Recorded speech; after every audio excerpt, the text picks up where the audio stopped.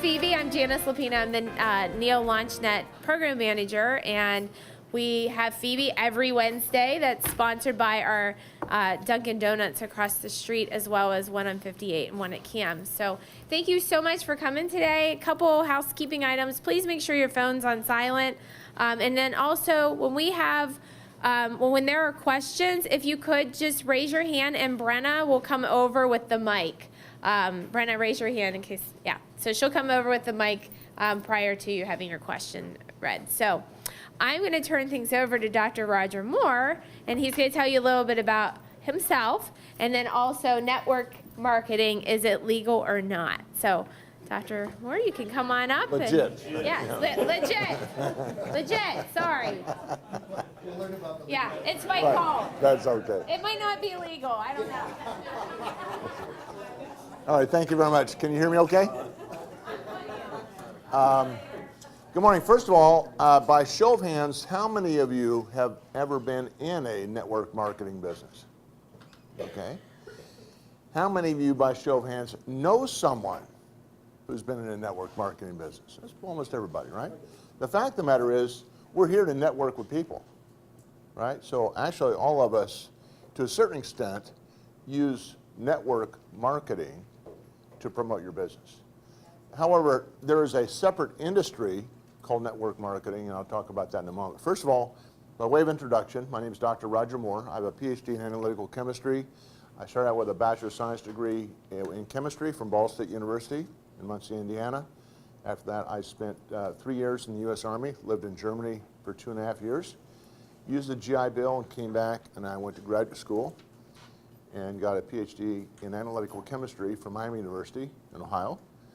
Left after that and became an analytical chemist for General Electric in the plastics division in upstate New York. I was there for 16 years. During that time period, actually when I first got started, I was working in a laboratory by myself and didn't like it.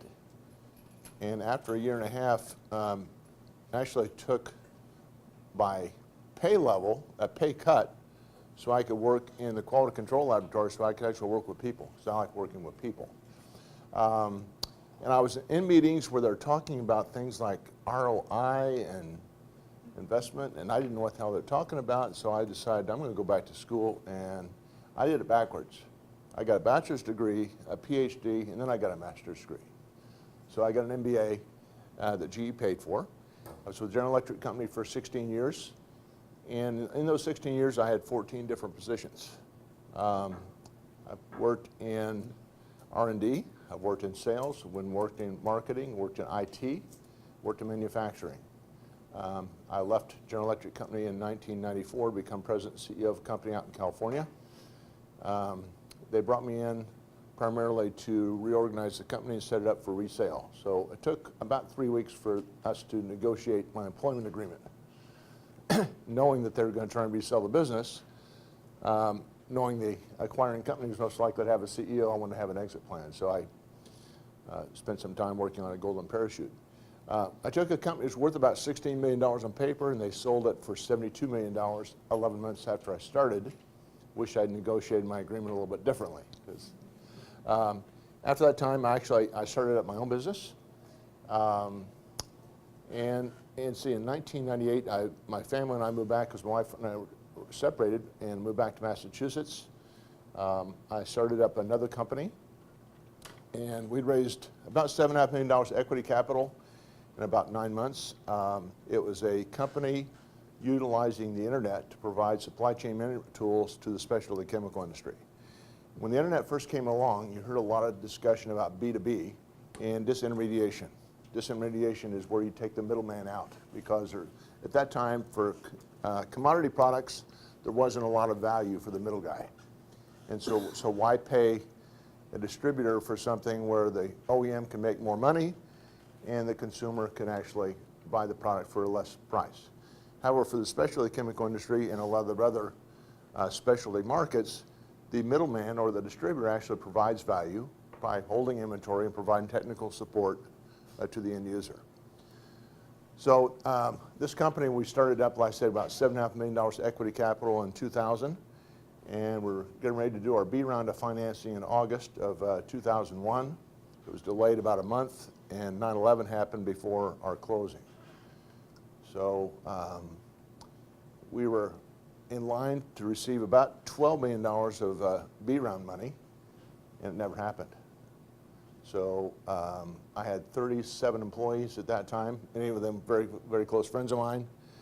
And in the course of about 3 weeks, we laid off 29 people. We kept 8 people to try and salvage what we could. We had one investor that was made a commitment as long as we had other investors, but we weren't able to get investment. There's $1 trillion of equity money was lost after 9/11. So we actually had to close the doors in November of 2001. I'd actually had to file bankruptcy because when I started the business up to bootstrap it, I took out a second mortgage on my home. So I worked for the University of Phoenix. Was both a instructor and also a business development manager for them, and ultimately became the graduate business chair for all the campuses for the state of Massachusetts. I retired, and a couple years ago, a friend of mine was running a chemical company here in the Cleveland area, called me up and said, "Hey, I need some marketing help. Can you come out?" And I said, "For a while." He said, 3 months. I said, "Okay."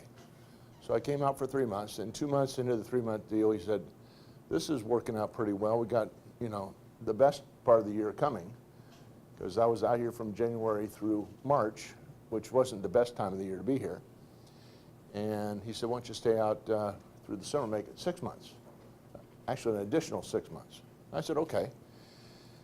And 5 months into the 6-month deal, I hadn't heard from him, in terms of what my plans were. So a friend of mine back in Massachusetts who runs a financial service M&A business, merger and acquisition business, offered me a job to provide technical analysis for some of the high-tech businesses they're looking to purchase. And so I made a tentative acceptance for employment there. And it was the day after my boss, the president of this company, said, "So what are your plans?" And I said, "Michael," I said, "I hadn't heard from you at all what to do, because I've already been here 3 months and now the 6 months." And I said, "I just accepted a job back in Massachusetts." And he said, "Well, what if I match the offer?" And I said, "Well, you don't know what the offer is." And I said, it's Boston money." And he said, "Well, if I matched it, would you stay?" And I said, "Are you serious?" And he said, "Yeah." He said, "Just all you have to do is just validate the dollar amounts." The bottom line was, I ended up here in Cleveland. But I just retired about a year ago. I have my own business now. So today I'm going to talk to you a little bit about network marketing. Is it legit or not? Okay? And But if you didn't finish your story, you have your own business now. Yes. You're sitting in front of a bunch of entrepreneurs with an entrepreneurial history. Right. And you're not telling us what your current business is? well, I'm actually in network marketing. Okay.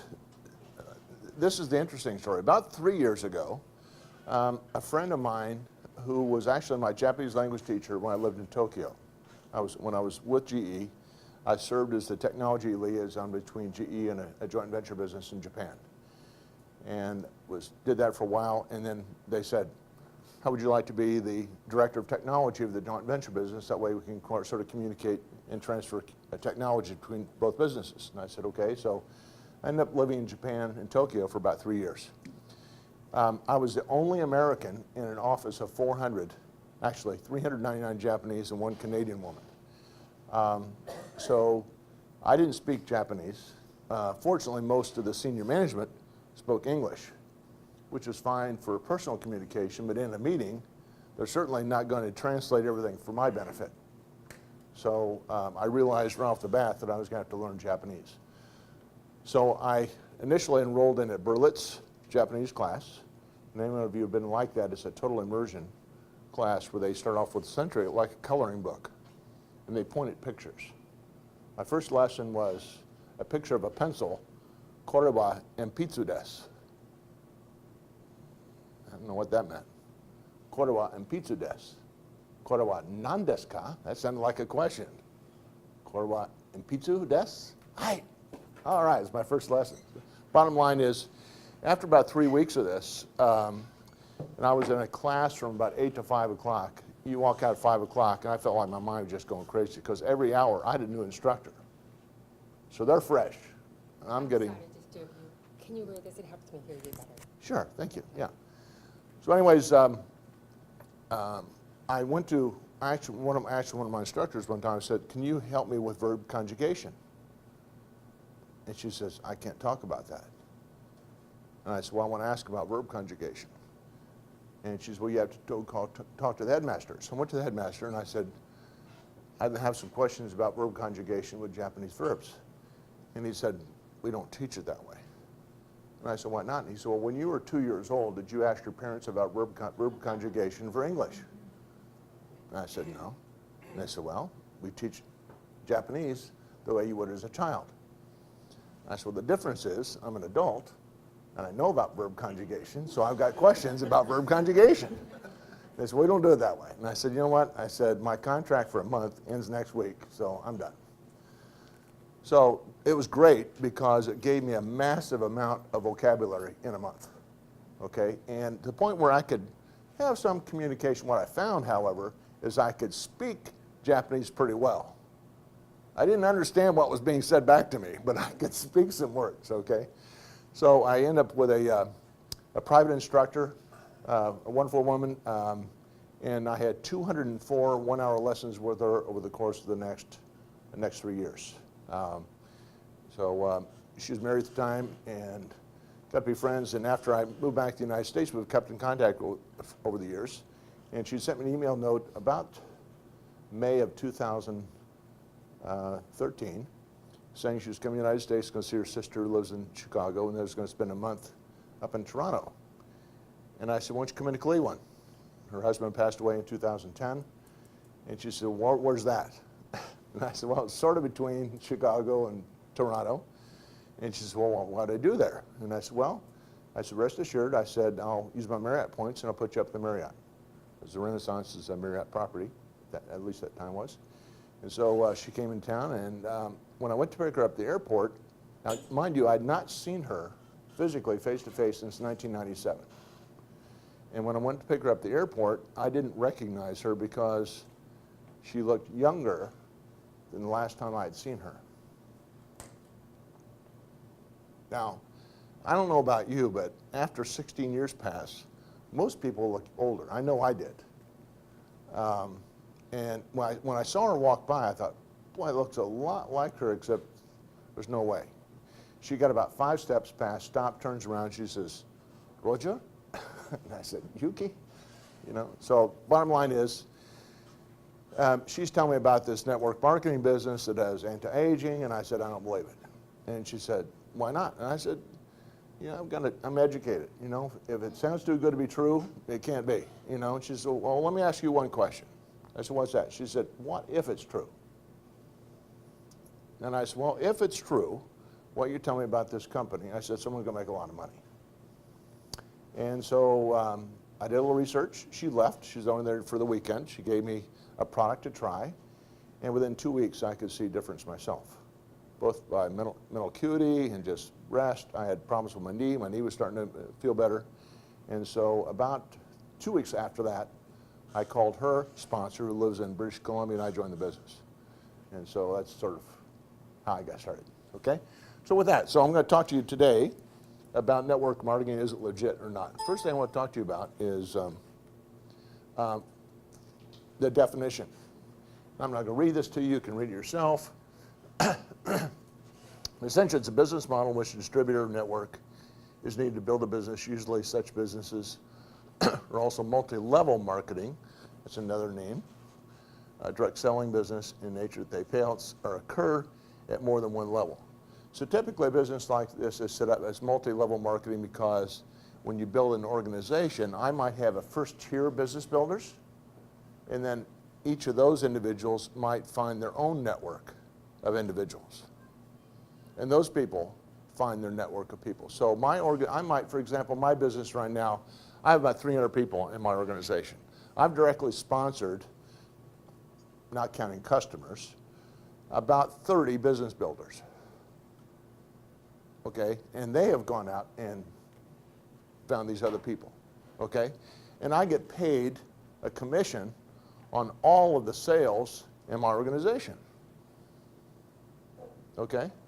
So one of the misconceptions about network marketing is that I have to find a lot of people to make a lot of money. Obviously, the more people I have on my front line, the better off I am, because I have a greater opportunity. Just if you take the multiplication of 2. If I have 2 people on my front line, and they find 2, that's 4, 8, 16, 64, 128. You see how it works. If on the other end, if I have 10 people on my front line, and they double, 20, 40, 80, you see how that, if I get 6 levels down, I've got over 2,000 people in my group, okay? So the idea is actually building a network. And much like you do in your own business as far as finding individuals who are interested in your own products or service. Features of an MLM business are typically low upfront costs of investment. We are encouraged to sell a product or service. There's an opportunity to sell directly to our friends, family, or contacts. We're often asked to recruit other sales representatives or distributors. And membership typically is either as a customer or as a distributor, okay? And a customer has the opportunity to buy product at a wholesale price. I can sell my product that I purchase at wholesale and turn around and sell it retail, okay, with about a 30 to 40% markup. Okay, those are not necessarily my direct serve customers. I mean, they're a customer from the standpoint, but a retail customer. But the customers I sign up in my business are actually assigned a customer ID number, and they might be anywhere in the United States and are in 54 countries around the world, and can buy product directly from the company by signing onto the website, finding the website in their language. We have our website actually in 23 different languages. Okay, so it allows the individuals to purchase the product that they want directly from the company, shipped to their home, and they pay me a commission. So I have a home-based business that reaches all around the world. Okay, I'm making money essentially 24 hours a day. Okay, I'm making money here in the United States during the daylight hours. When I stop working in the evening, I'm making money in Asia. When Asia goes to sleep, I'm making money in Europe. Okay, so I'm making money 24 hours a day. I can go play golf today, I'm still making money. Okay, so it's pretty nice. Customers, however, typically do not get paid a commission on their purchase. The benefit they get is the purchase of the product at a wholesale price. Okay, and most of these customers will set up on an automatic delivery, so the product is coming to their home at a frequency that they want. Okay, they may want it on a monthly basis, they may want it every other month, they want it every 3rd month. That's actually the largest option we offer, up to 3 months out. Those products, maybe whatever they want, they're buying shampoo, whatever, they only need it every 3 months. Okay, we'll put them on a delivery, they get it every 3rd month. Okay, and typically commissions are then paid to me and are subject to Schedule D income and for tax purposes. The advantages of an MLM business compared to a small business is the relatively and actually significantly lower startup costs. I've started up 2 companies myself, okay? And there's costs associated with that. I mean, you have inventory costs, you've got costs for real estate or rental property, you've got marketing costs, you've got administrative costs. There's a lot of costs associated with the business. I run my business with QuickBooks. I don't hold any inventory. I don't have any overhead. The business essentially provides all the resources I need through the website. And they actually track all my sales for me. Okay, so I can look today and actually see where my sales are for the month and actually see and drill down 6 levels down my organization, see who's selling what. Okay. There's opportunity to partner with a large company. So unlike a small business, let's say for example you're a small business, okay, and you've got an ideal product or service, okay, your opportunity to sell that is primarily to the people you know or the people you market to, okay. I have a business where I have marketing tools where I can promote my product worldwide, okay, and I've got an R&D organization of 75 PhDs working around the clock to develop new products for me. I don't pay for that, okay? I've got an accounting arm, okay? I've got a training organization. So when I bring people in my organization, I have a training system where I can train my employees so they can be successful and do what I do. The parent company often provides these marketing promotional materials. We have regional and national meetings, and nearly anyone can be successful in business. As long as people have contacts and credibility, you can be successful, okay? It doesn't require a lot of money. You can get started in network marketing business for as little as $100. Matter of fact, the business I'm in has no, to join my business is zero. You can join my company, it doesn't cost you a penny to join. And also, a lot of companies require individuals, especially if they're distributors, to have a certain minimum dollar purchase themselves every month, okay? Some don't. My business does not require me to purchase product every month, okay? So that's an advantage, because a lot of companies, every month you go buy $100 or $150 worth of product every month, you know, and if you're small, you're not really being that successful, I can roll into a lot of money, okay? Any questions? The disadvantages of MLM business. First of all, there have been 60,000 network marketing businesses have failed since 1980. Many of you in this room have a negative connotation to the word network marketing because of experiences you've suffered from yourself, or you know someone who's been in one of these other businesses that have failed, okay? In the past, many of these businesses required front-end loading of inventory. I was in Amway a number of years ago. Okay, when I started, they required me to buy $1,500 worth of products, laundry detergent, household cleaners, and this sort of thing, which I sold out of the back of my car. Okay, I'd never sell all of it. I mean, I ended up making some money, but the fact of the matter is I still had a lot of inventory when I got out of the business. And when I called them up and said, hey, you want this stuff back? No, you bought it. It's yours. Okay, so that's another negative connotation to MLM businesses, is historically they required a lot of upfront investment to buy product. Today, I don't hold any inventory. I buy essentially what either I want or to hold inventory for something I know I'm going to be able to sell. Okay, otherwise, all my customers and my distributors actually buy their product directly from the company. Not all MLM companies are equal. Just because you're going to say, well, gee, I'm going to get into MLM business because I know someone who's been very successful in Tupperware or Amway or an Avon or whatever it might be, and I'm going to do X, Y, Z because they've got a great cosmetic or they've got a great pill or a great juice. They're not all the same. You need to do your homework, okay? It's not just a product. It's also the company, the compensation, and actually the support system you need to be successful. Okay, so they're not all the same.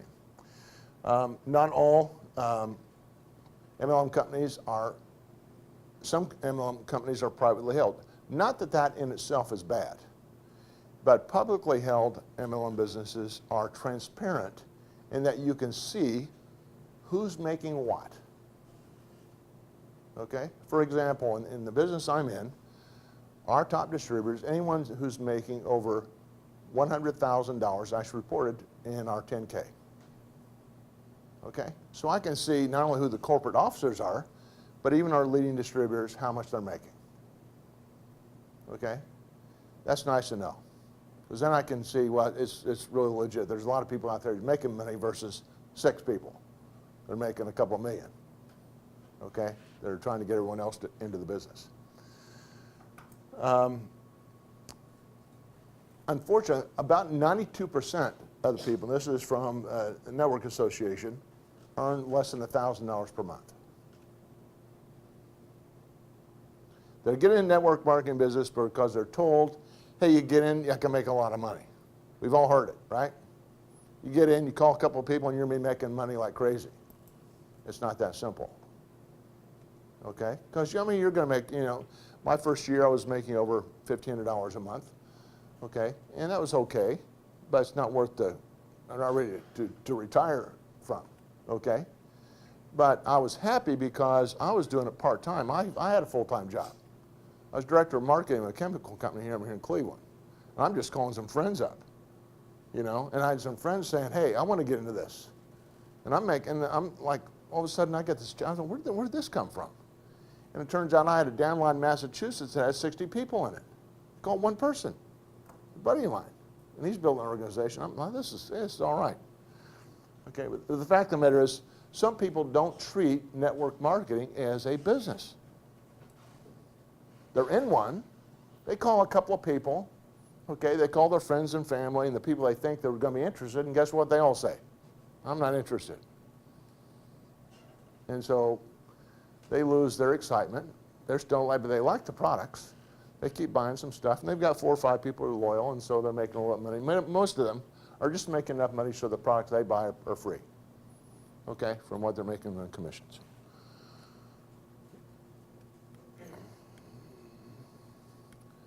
Okay, let's see. What's going on in the workplace? 23% of working adults in the United States are either unemployed or underemployed.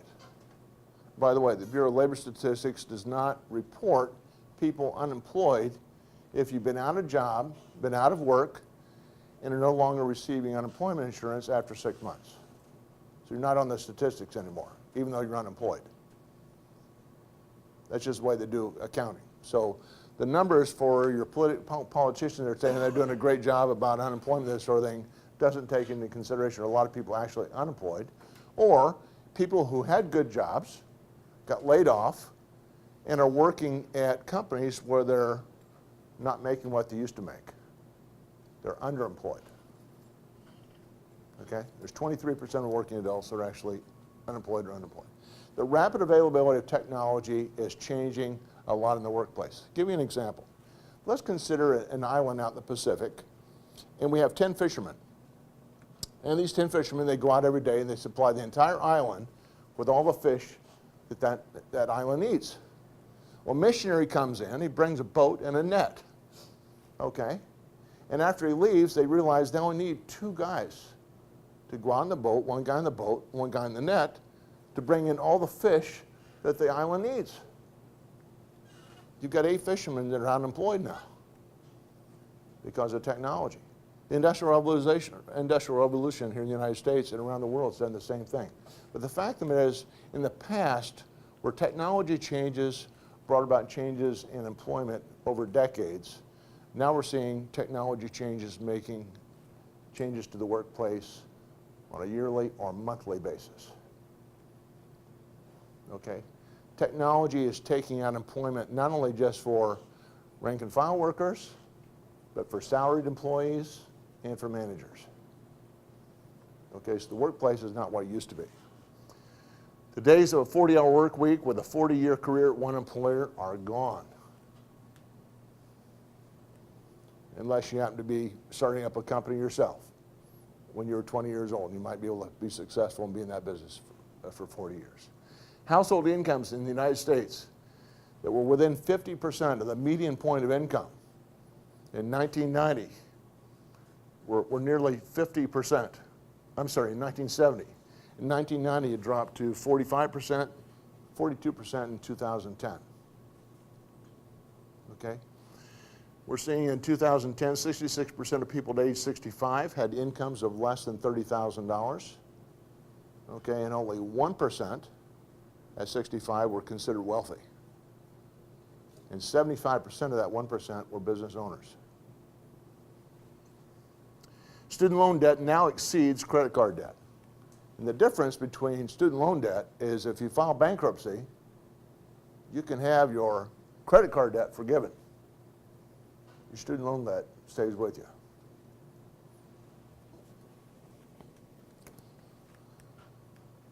So what are the current trends of working middle-class families? Average household income had $130,000 in total debt. Most of that is in their real estate, their home.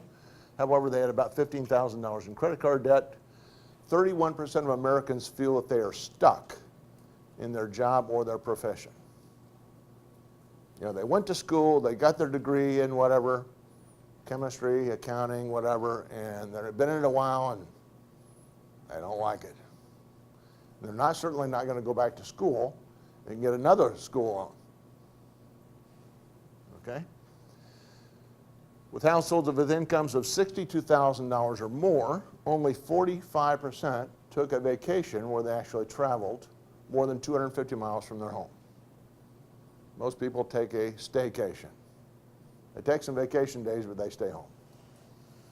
Okay, salaried workers now work 49 hours per week on average, which is up 5% just from just 9 years ago. Okay, so what that means is for Americans 20 to 45 years of old, in general, have more debt, take less vacation, have less job satisfaction, and work more hours at a lower standard of living than their equivalently skilled parents. And what I mean by standard of living is related to net worth in income-related dollars.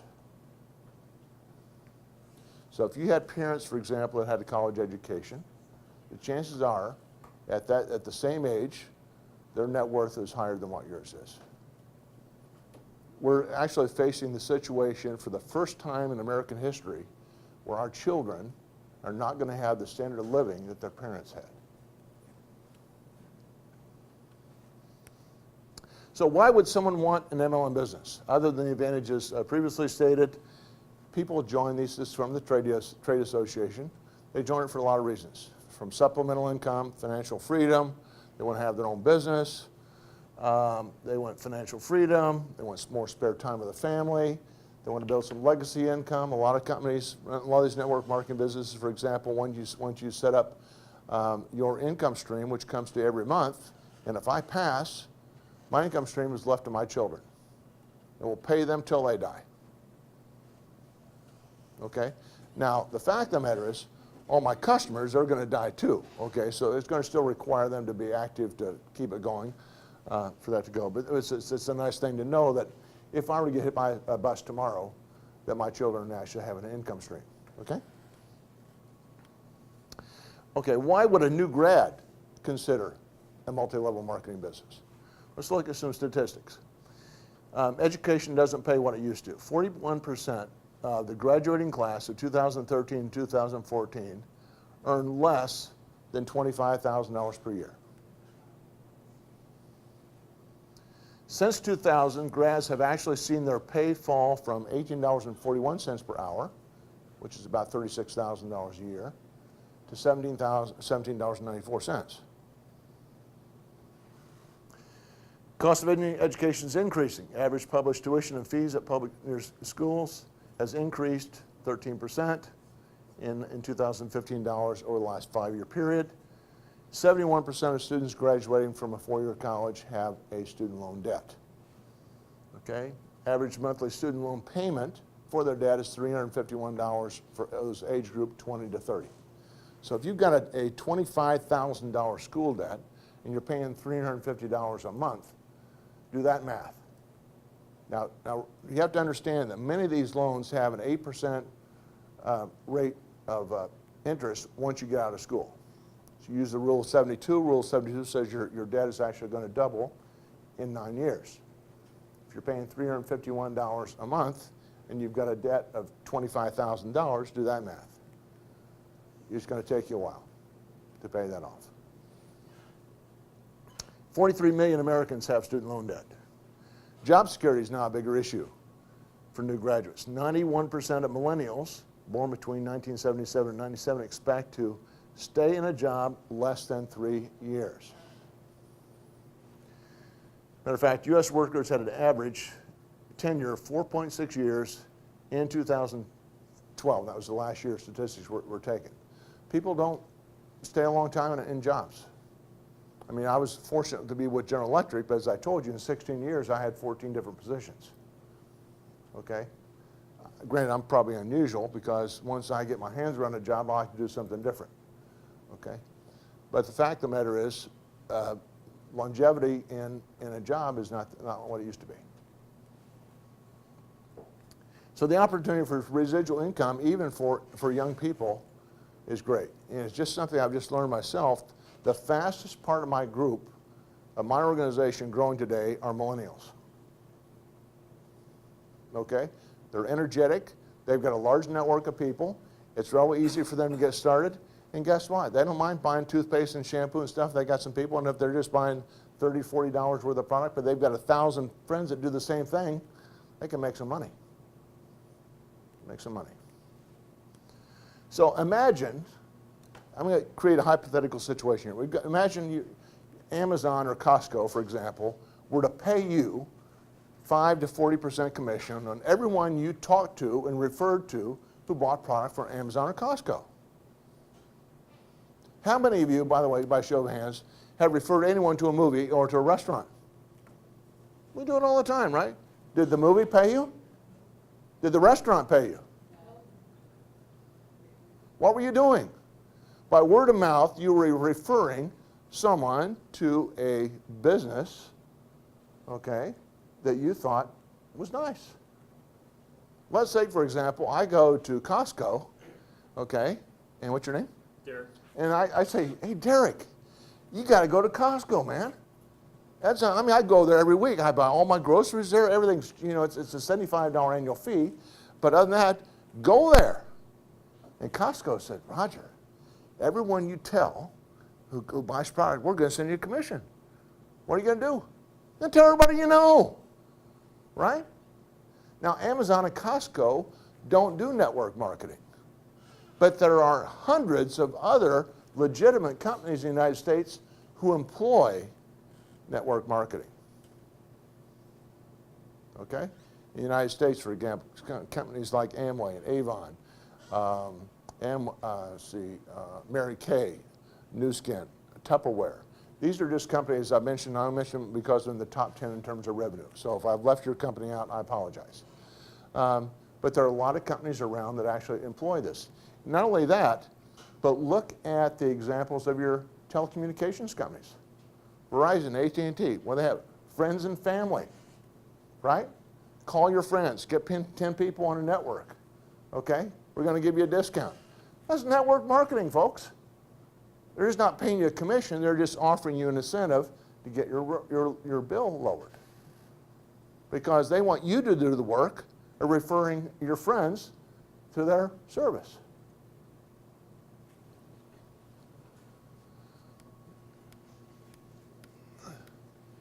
Why would a company prefer direct selling? Let's look at it from a company standpoint.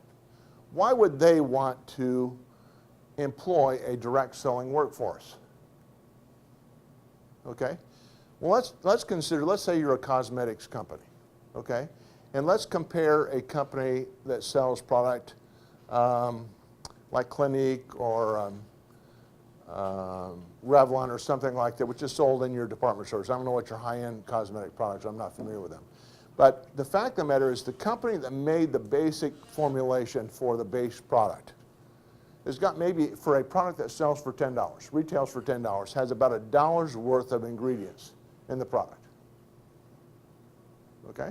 They will sell it to a batch guy who actually adds particular perfumers or things that are sort of make it unique to the reseller they're going to sell it to, like Macy's or whatever your other department store might be, Nordstrom and so forth. And have you ever noticed when you go into the store, the perfume counters and the cosmetics counters are right there by the door? Okay, because that's where the highest margin products are. Okay, but for a $10 product, you've got about $1 worth of ingredients. On the other hand, my product, which sells for $10, has got about $5 worth of value in the ingredients. It's actually about $4.70. Okay, so I've got a higher quality product in terms of the quality of ingredients in my product that I'm selling for $10.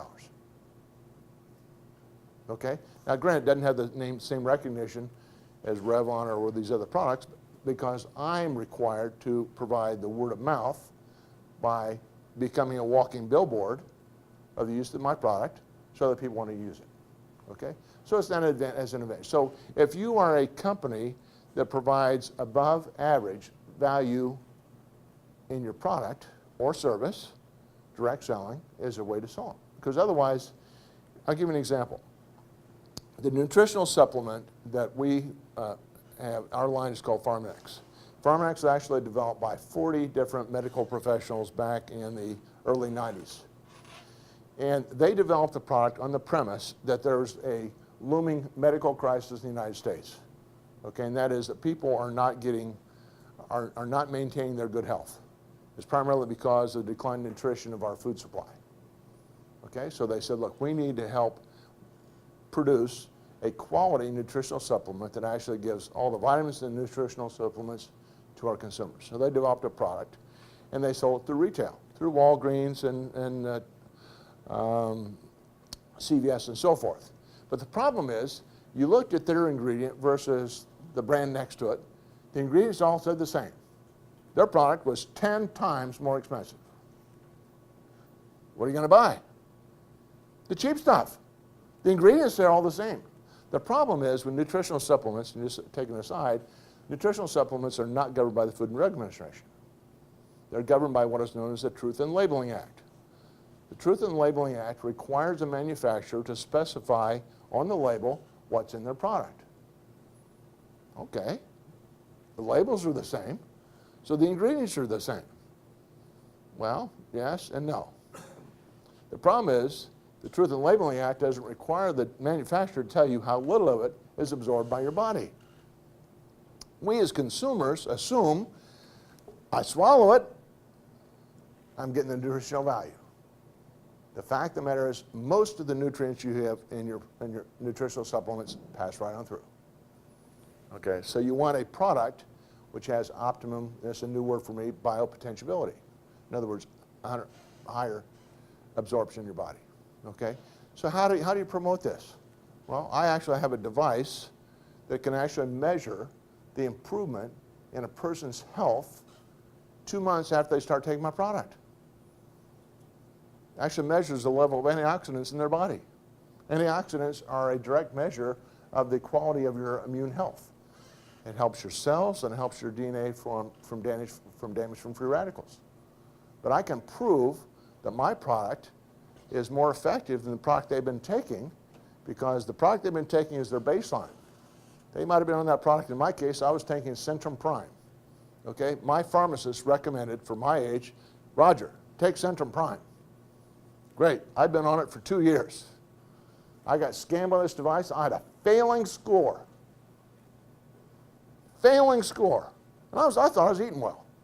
You know, I'm eating my 4, 5, 6 servings of fruits and vegetables every day. I didn't realize you're supposed to have 10 to 14 servings of fruits and vegetables every day. And that's what a supplement is for. A supplement is to supplement your nutrition that you consume. It's not meant to replace a bad diet. Okay? But the fact of the matter is, once I took my product, in 2 months my score doubled. I went from an F to a C in just 2 months. I'm an A+ now. Okay, I'm off all the prescribed medications that I was on 3 years ago. I was on high blood pressure medication, and triglyceride medication, and cholesterol medication. I'm off all 3 of them. Okay, what's different? I'm taking a supplement.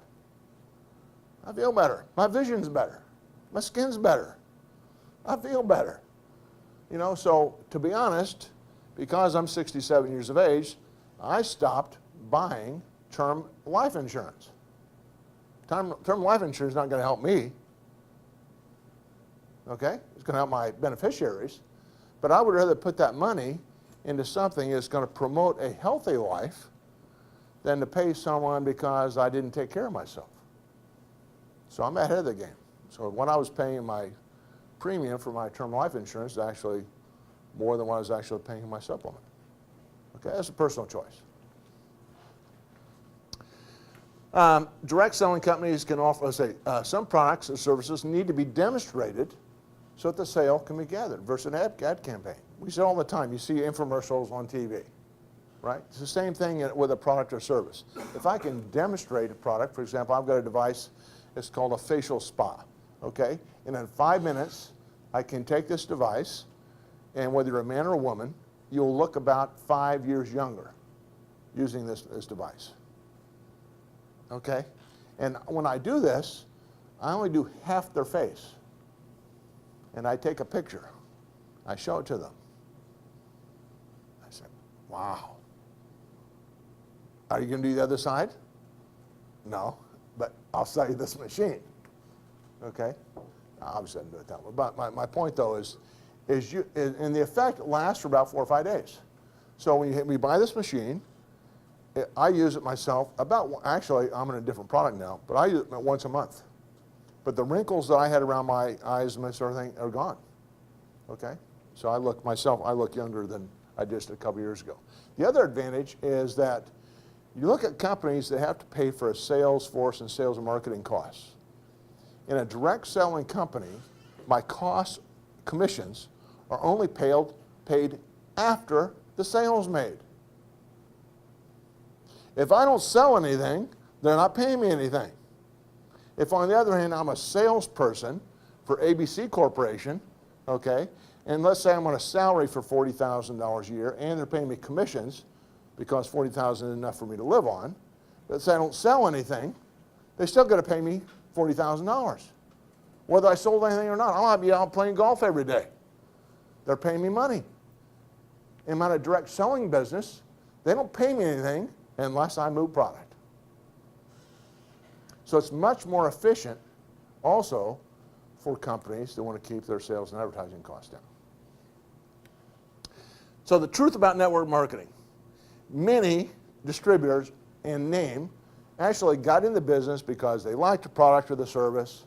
They're going to tell their friends about it, okay, and they continue to be in the business because they got 4 or 5 people buying product, okay, and they love the products themselves, okay, but they're never really working the business as a business. And they're making a little bit of money, making $300 or $400 or $500 a month, okay, and that's what, around say 70%. You've got about 15 to 20% of the people, however, that have put enough effort in where they've got a medium-sized organization. Let's say they have an organization about my size. They got 300 or 400 people in their organization. Okay, they worked it for a couple years, and now they're coasting because they're happy with their $5,000 or $6,000 a month paycheck. Okay, they're 65 years, and they think, okay, that's good money. Okay, because I got a GE pension and Social Security, so that's really all I need. I'm not going to work that hard. Okay, that's fine. On the other hand, there are some superstars in network marketing that treat network marketing as a job. They work it full time. They're working 8 to 5, networking with people, calling people, showing people about their product or service, okay? And if people do this for about 3 or 4 years, they're making $20,000 to $200,000 per month. Okay? In my business alone, there's $1 million being made in new commissions every 3 days. Okay? And I'm hoping to be on that list. Okay? But the misconception here is that if I get into a network marketing business, the phone's going to ring. It's not like that. And because I'm new to Cleveland, I didn't know that many people in Cleveland, other than the people that I work for, okay, in my church, and I'm a photographer, and I'm part of the Cleveland Photographic Society, there are about 500 members there. That's all the people I knew in Cleveland. So why do you think I come to a meeting like this?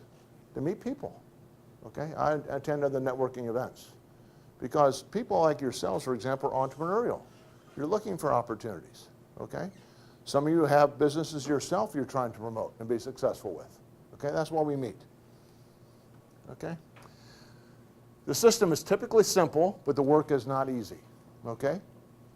You're going to have to work. You're going to make phone calls. If you don't like picking up the phone, you're not going to be successful. Okay? But if you believe in your product, the way I look at it, when I call somebody, I don't look at this as, oh, I hope they say yes. Every phone call I make, I can't wait to tell Derek about the opportunity I have. I want to tell him my story because I look better, I feel better, and I'm making money. And I want to share what I'm doing, much like you would do at your restaurant or movie or whatever you're trying to do when you refer the same thing to friends. Okay? Many large corporations utilize marketing promotional concept. Companies like GE, for example, okay? There are a lot of companies in their divisions are looking at network marketing. Some of your largest investment houses, Berkshire Hathaway, take a look at the listing of companies that they invest in. Amway, Tupperware, New Skin, Why would they invest in a network marketing business if it wasn't valid? Right? So what to look for? What do you need to look for? Got your interest, what do you need to look at? How can you tell the difference between one versus the other? First of all, when you look at the product or service, do you like it? If you don't, that's a good sign. You might say, well, it's a really good pill. I don't like it because I don't like those pills that take me a gallon of water to swallow. Okay? But boy, they talk about it's got some great benefits, but I can't take it. That's a bad sign. Okay? Is there a need in the marketplace for your product? And does your product meet the need? Additionally, is there a trend that's growing for your product? I might have been the sales representative of the best CD music available on the planet. Who's buying CDs anymore? They're buying downloading music now. They're buying MP3s, right?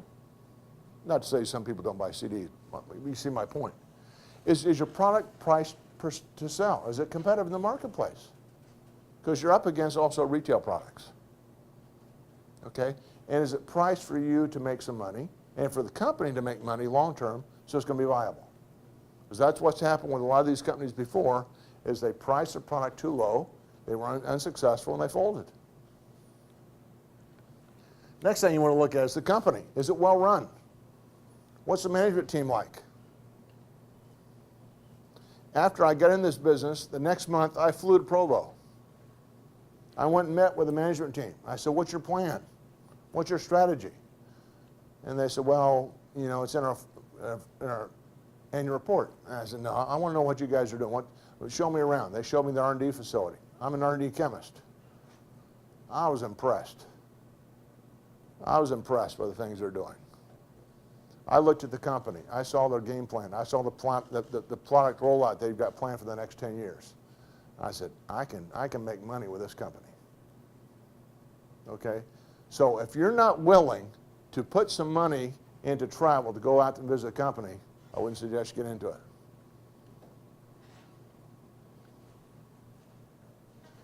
Does the company have a logical strategic plan? And again, this is not a requirement, okay? I'm just saying that companies which are publicly held are more open to scrutiny because their financial records are transparent, okay? There are a lot of good network marketing companies that are privately held, okay? It's just you don't really know who's being paid what. Because I've got some training with financial records, I like to know what's going on, okay? My view is, if I'm going to take and put my credibility, my personal credibility as a former executive, and tell my friends and neighbors and people that I've met at a meeting like this, and recommend to you that this is a business opportunity you should get into, I want to make sure I've done my homework up front. That I've taken the time to see if there's any crack in the armor that I found at myself, before Derek calls me 3 months from now and said, did you know they're in a lawsuit? Or the product, the best product you're taking they're doing a recall. Because the company itself didn't have the appropriate quality standards to do the appropriate research to validate the product, okay? So your future depends on the quality of the management team, okay? You always want to see if there's a track record. Has the company survived a downturn in the marketplace? All businesses do well when the economy is strong. Right? Most companies anyways, all right? Especially companies this size. How do they do when the market's down? What else do you want to look for? Compensation plan. Okay, a compensation plan should make it relatively easy for you to make some money up front when you get started. In other words, some sort of a promotional incentive where you're getting some sort of a opportunity so you have some success. The idea is in the first couple of months, you've got a couple $100 coming in and you say, wow, this is viable because I've only got 4 people in my organization. Okay? But you also should be such that in 6 to 9 months, you can make $2,000 to $3,000 a month if you're following the system. Yes? Okay, all right. Yeah. And is there opportunity for serious income? So, is it legit? Well, there are about 10 million people in the United States that are working in either part-time or full-time just in the United States, 20 million worldwide. Revenues are $178 billion with $71 billion in commissions paid. Okay? There's trade associations which are third party. They're not biased. Go to the trade association organization, they'll tell you the rankings of these companies. Okay? So, and network marketing is actually being offered as a course in a lot of different colleges and universities. Started with the University of Illinois in Chicago back in the 90s. So, any questions? Yes? So when you're talking about when you're building your team, what does the training and development look like with you and your team? What I do is, what I've been taught is, you want, whatever training I do, it has to be simple, it has to be replicable, okay? Because it has to be simple and replicable. Okay. Okay? Because if it's not, I can't reproduce my team. I might train my front line, but if I don't train them in a way to train their team, I'm not going to be successful. Okay? Because I need to have a method whereby when I train my team, they can train their team. Because I'm not really successful until I've got 3 levels down of people I should building their business. A lot of people think, well, I've got my front line. I'm in. No, you're not. You did a good job of signing them up. How well have you taught them to go out and recruit people? So what I do is I do a 48-hour training. In the first 48 hours, I sit down with them, okay, and we'll sit down, we'll start to look at a list. Ask them to put a preliminary list of people, okay? And I'll sit down with them right then, okay, and say, let's call Derek. Well, I'm not ready to call Derek. Let's call him, okay? Hey, Derek, my name's Roger, okay? What's your name? Nate. I'm here with Nate, okay? Nate has told me a lot about you, okay? He said you're an entrepreneurial guy, you're open-minded, and I was just wondering if you could help Nate, because he's new in this business, to take a look at something. Would you be open to look at something he's got himself interested in? Sure, I'll take a look at it. Great. If I send you a video, would you have a chance to look at it today? Yeah, okay, great. So if I send you the video and you look at it today, can I call you back tomorrow? Sure. What time's best for you? Afternoon or evening? Tomorrow evening. What number's the best time to call you? Call me at this number.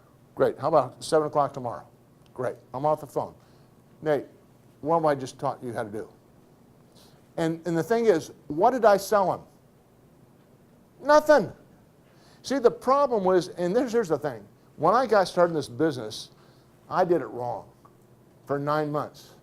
I've got a PhD, I've got an MBA, I've been successful in business, I'm doing it my way. Fell flat on my face. I mean, I had some people buying because I was so enamored by the technology, I'm selling the technology. And a lot of people say, Roger, good luck, because I can never do what you're doing. I said, why? Because I don't even understand half the thing you were saying. You know what? How I introduce business now, it's just like I said. I send Derek a video. He either likes it or he doesn't. The pressure's off me. I don't have a rejection. I call him tomorrow night. You're on the phone with him. I said, what'd you like? Hey, I like this. Hey, let's sit, when you have a chance to sit down and talk.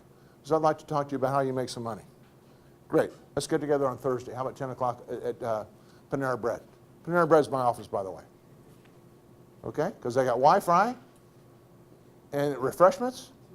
In and out in an hour. Really, I'm serious. It's my office. And I recruit people there. 2 weeks ago, there's a guy sitting there for 2 hours. Had a business suit on, and I can tell he's impatient. He's looking at his watch. He goes up to the counter to get a coffee. So I go behind him. I say, hey, you know, struck a conversation, got his business card, and I'm meeting with him this week. So the idea is you want to teach people, first of all, get them to buy product. Okay, learn them how to actually make some phone calls and build some success. Does that answer your question, Nate? Yeah. I'm going to interrupt. Yes. Just because we are at time. Yes, thank you. So if you want to talk with Roger afterwards, by all means, please, but just to be respectful of everybody's time, I would briefly like everybody just to